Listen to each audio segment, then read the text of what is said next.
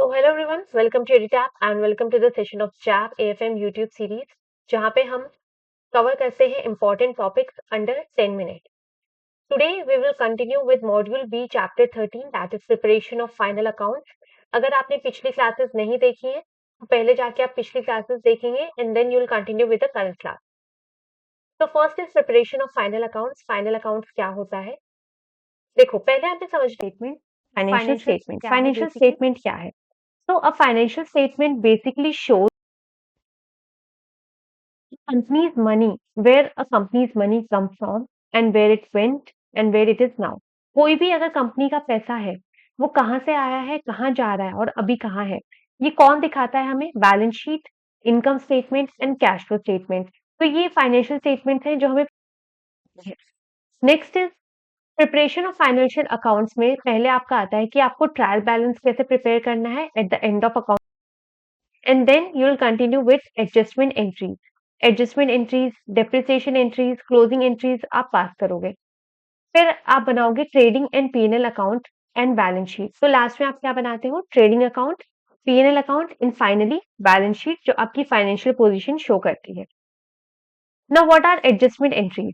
देखो as per accounting standard 1 accrual basis से आपको अकाउंटिंग करनी होती है। इट मीन्स एक्रूअल बेसिस मतलब कैश बेसिस से नहीं हो रहा। कैश बेसिस में क्या होता है? जब कैश आता है और जब कैश जाता है तो भी तभी हम उसको रिकॉर्ड करते हैं। बट ऑन एक्रूअल बेसिस अगर आपने कोई ऐसा खर्चा कर दिया जिसके लिए अभी आपने पेमेंट नहीं दी है, आप बाद में दोगे, that is expense incurred but not paid, है ना? इसके लिए एडजस्टमेंट एंट्रीज पास करनी होती है।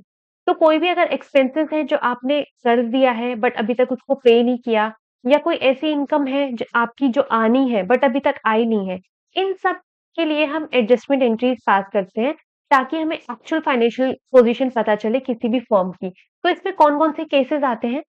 First is expense incurred but not paid. कोई भी एक्सपेंस जो इनकर किया है बट पे नहीं किया। फॉर एग्जाम्पल सैलरी आपने मार्च की, salary for March is paid in April. March में आपने पहले ही काम करा लिया और आप अप्रैल में सैलरी पे कर रहे हो, तो ये ऐसा एक्सपेंस है जो आपने कर दिया बट अभी तक पे नहीं किया। Advance expense paid but not incurred. Rent आपने एडवांस में पे कर दिया, ठीक है, for April in March. Income accrued but not receive. कोई ऐसी इनकम है आपकी जो रिसीव होनी है बट अभी तक रिसीव नहीं हुई। फॉर एग्जाम्पल एफडी पे आपको जो इंटरेस्ट मिलना था, वो इंटरेस्ट आपका जनरेट तो हो गया जो आपको मिलना था, बट वो कब मिलेगा? मेच्योरिटी पे, बाद में मिलेगा। तो ये क्या है? Income accrued but not received. Next is income receive but not accrued. कोई ऐसी इनकम है जो आपको रिसीव हो गई बट अभी तक अराइज नहीं हुई। मान लो एडवांस रेंट आपको मिल गया, अभी तक आपके टेनेंट ने खर्चा नहीं किया आपके घर पे, लेकिन फिर भी आपको पहले से ही उसने आपकी इनकम दे दी, ठीक है? तो इनकम जब आपको एडवांस में रिसीव हो जा रही है तो क्या है? आपकी एडवांस इनकम है, उसको हम एडजस्टमेंट एंट्रीज में लेंगे। फिर नेक्स्ट आपका आता है एंट्रीज रिलेटेड टू स्टॉक्स और इन्वेंट्री।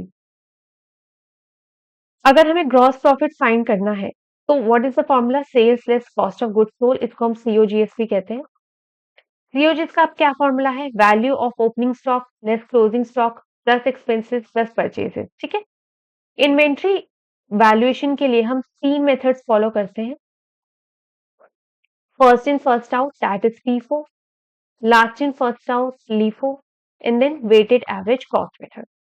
तो यहाँ पे एक न्यूमेरिकल गिवन है जिसमें हम कैलकुलेट करेंगे चीजें विथ ऑल 3 मेथड्स। तो यहाँ पे बता रहा है कि जो 1 जुलाई है, इस पे ओपनिंग स्टॉक दिया था 10 स्मार्टफोन का जो हमने परचेज किए थे एट ₹200 ईच। ऑन 5 जुलाई हमने परचेज किए थे 15 और स्मार्टफोन्स एट ₹210 ईच। और हमने जुलाई 10 को फोन बेच दिए। कितने बेचे? 12 स्मार्टफोन्स हमने बेच दिए टू कस्टमर्स। तो अब हमें क्या क्या निकालना है? इन्वेंट्री निकालनी है, कॉस्ट निकालनी है यूजिंग फर्स्ट फीफो मेथड। तो फीफो मेथड को अगर हम यूज करेंगे तो हमने देखो 10 जुलाई को 12 यूनिट बेची थी। तो first in first out method क्या कहता है कि जो स्टॉक आपके पास पहले से पड़ा हुआ है, जो पहले खरीदा है, पहले उसको निकालो। बाद में जो मोस्ट रिसेंट जो आपने स्टॉक परचेज किया है उसको बाद में निकालेंगे। पहले आपने कौन सा परचेज किया है? ये 10 स्मार्टफोन वाला। तो हम क्या करेंगे? 10 स्मार्टफोन्स हमने यहाँ से लिए हैं आउट ऑफ 12 इंटू 200। प्लस अब कितने और लेने हैं? 12 बेचे हैं तो 2 और लेने हैं। अब ये 2 कहाँ से लोगे आप? इन 15 में से, क्योंकि 10 तो हमने पूरे ही ले लिए। तो 2 into 210. The total will come to 2000 plus 410, that is 2420. ठीक है, ये तो आपकी हो गई कैलकुलेशन ऑफ इन्वेंट्री, जो आपकी total cost of goods sold है, सीओजीएस।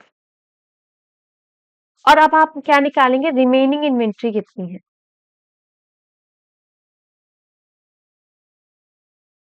रिमेनिंग इन्वेंट्री आपकी हो गई, जो भी आपकी बचे हुए फोन से, दैट इज 15 में से आपने 2 और बेच दिए तो बचे कितने? 13। 13 इंटू 210, तो आपकी बची हुई इन्वेंट्री कितनी होगी? You will get 2730। Last in first out method अगर हम यूज करेंगे, लीफो, तो इसमें कहता है कि जो मोस्ट रिसेंट परचेज है पहले उसको निकालो, और जो पुराना माल है उसको बाद में निकालना। सो आउट ऑफ 12 स्मार्टफोन्स जो हमने मोस्ट रिसेंट परचेज किए थे वो 15 थे, तो इन 15 में से 12 निकल सकते हैं। तो आपकी कॉस्ट क्या हो गई? 12 into 210, this will give you 2520। और जो रिमेनिंग इन्वेंट्री है आपकी वो क्या हो गई?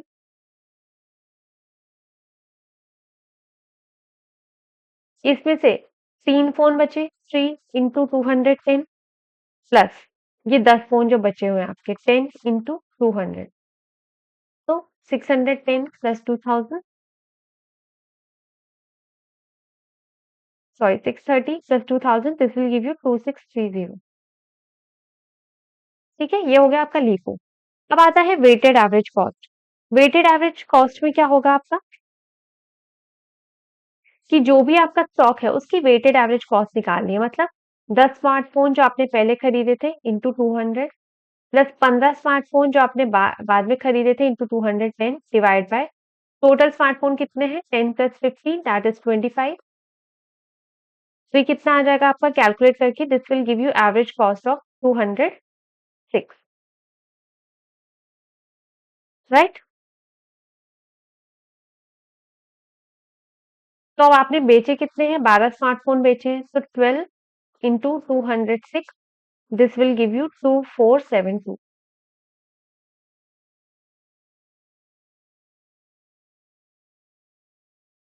I hope this is clear. So this was the inventory valuation using the three methods. आपको ये practice करना है. There can be a question in your examination, right? So I hope everything is clear in these three methods. See you in the next class. Goodbye. Take care.